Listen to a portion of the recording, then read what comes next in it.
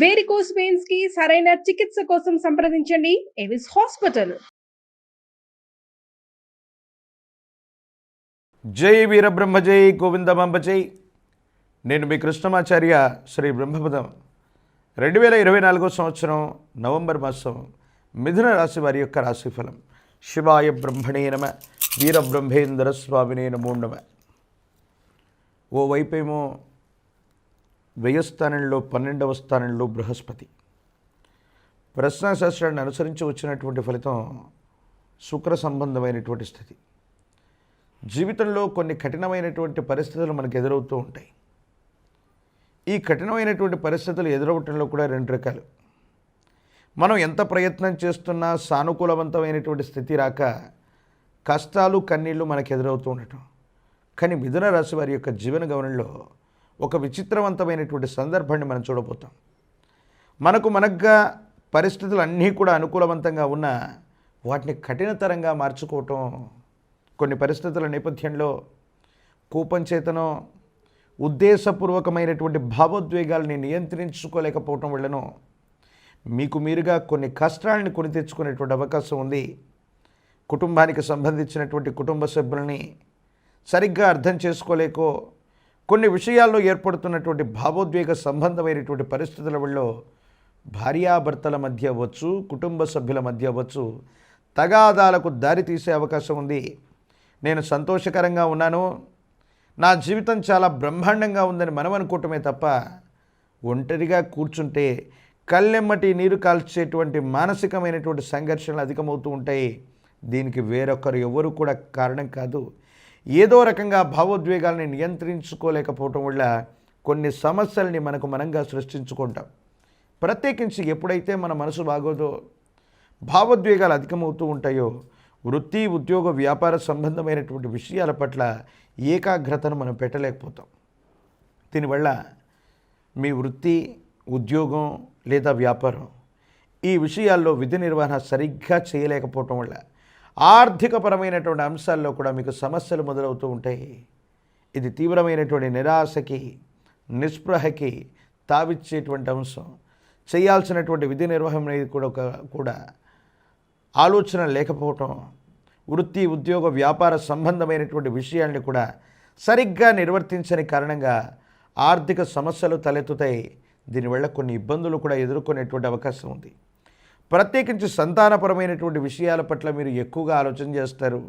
వాళ్ళు వృద్ధిలోకి రావాలి, వాళ్ళు క్రమశిక్షణలో ఉండాలి, వాళ్ళకు సంబంధించిన విద్య, ఉద్యోగం, వివాహం, బాధ్యతలు వీటి గురించి ఎక్కువగా ఆలోచిస్తున్నటువంటి మీకు సంతానపరమైనటువంటి స్థితిగతుల్లో వాళ్ళ నుండి కూడా ఏదైనా వ్యతిరేకతలు వచ్చేటువంటి అవకాశం ఉంది.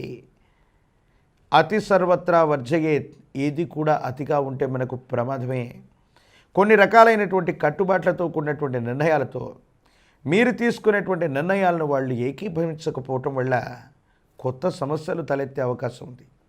ఏది ఏమైనప్పటికీ కూడా మిథున రాశి జాతకులకు ఉన్నటువంటి ప్రధానమైనటువంటి సమస్య భావోద్వేగాలను నియంత్రించుకోకపోవటం వల్ల కుటుంబపరమైనటువంటి అంశాల్లో సమస్యలు వస్తాయి, ఏకాగ్రత కోల్పోతారు.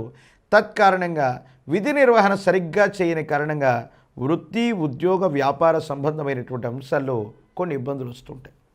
మరికొన్ని సందర్భాల్లో మనం ఎంత ప్రయత్నం చేస్తున్నా, ఎంత గట్టిగా ప్రయత్నిస్తున్నా లాభం వస్తుంది, ఫలితం వస్తుంది, ఇక మనం అందుకోబోతున్నాం అనుకున్నటువంటి సందర్భంలో ఏదో తెలియని స్తంభన జరిగి ఆగిపోయినట్టుగా మీ దైనందిన జీవితంలో ఒక శుభ ఫలితం, మీ జీవితాన్ని మార్చివేయగలిగినటువంటి ఒక గొప్ప అనుభవం ఇది చాలా దగ్గరగా వచ్చి మీ దైనందిన జీవితంలో మార్పు జరగబోతుంది, జీవితం చాలా అద్భుతంగా ఉండబోతుంది అనుకున్నటువంటి సందర్భంలో అది అక్కడికక్కడ ఆగిపోయి కొంతకాలం స్తంభించబోయేటువంటి అవకాశం ఉంది. దీని పట్ల తీవ్రమైనటువంటి నిరాశకి, నిస్పృహకి కూడా లోనయ్యేటువంటి అవకాశం ఉంది.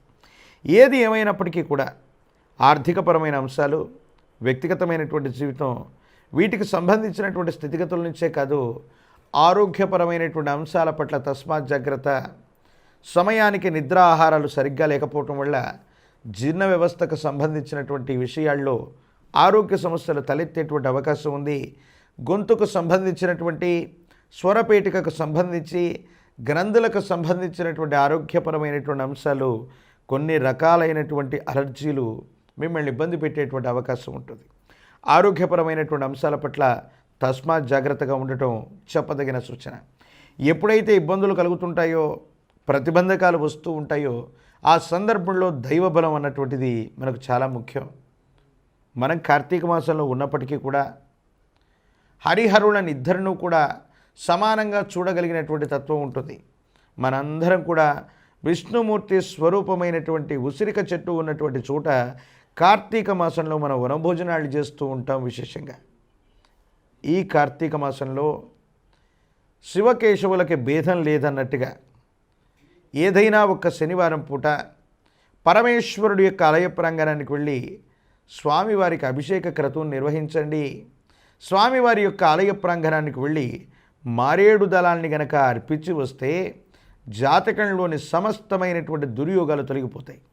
అదే రోజు సాయంకాలం లేదా అదే సమయం తరువాత పరమేశ్వరుని సందర్శించినటువంటి తర్వాత ఆ విష్ణుమూర్తి యొక్క ఆలయ ప్రాంగణానికి వెళ్ళి విష్ణుమూర్తికి తులసీ దళాలతో కట్టినటువంటి మాలని స్వామివారికి అందజేస్తే స్వామివారికి సర్వాభరణాలు ఇచ్చినటువంటి విశేషవంతమైనటువంటి ప్రీతి కలుగుతుంది.